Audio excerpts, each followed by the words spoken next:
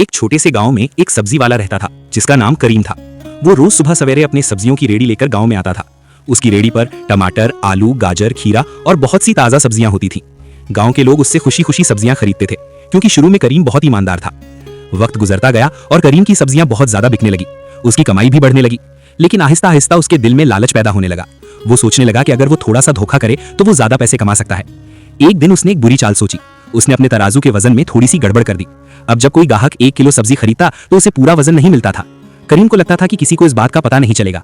अब वो हर रोज लोगों को कम सब्जी देकर ज्यादा पैसे कमाने लगा। वो दिल ही दिल में खुश होता और सोचता कि वो बहुत चालाक है, लेकिन उसे ये नहीं मालूम था कि सच एक दिन जरूर सामने आता है। एक दिन गांव की एक समझदार बूढ़ी औरत उसके पास आई। उसने करीम से 1 किलो टमाटर खरीदे और अपने घर ले गई।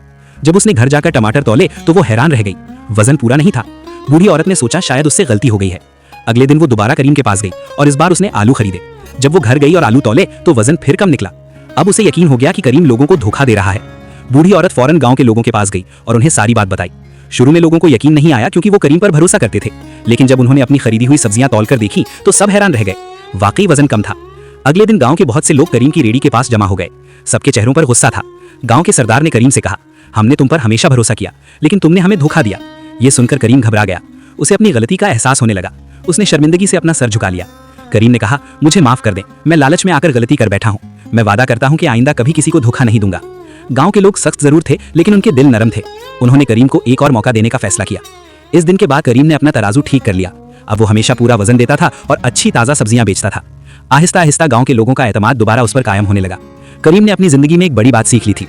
लालच इंसान को वक्ती फायदा तो दे सकता है, लेकिन आखिर में नुकसान ही देता है। ईमानदारी और सच्चाई ही इंसान को इज्जत और खुशी देती है। और उसके बाद करीम हमेशा ईमानदारी से सब्जियां बेचने लगा। गांव के लोग भी उससे खुश थे और गांव में दोबारा खुशी लौट आई। कहानी से हमें यह सबक मिलता है, लालच बुरी बला है और ईमानदारी हमेशा कामयाबी देती है।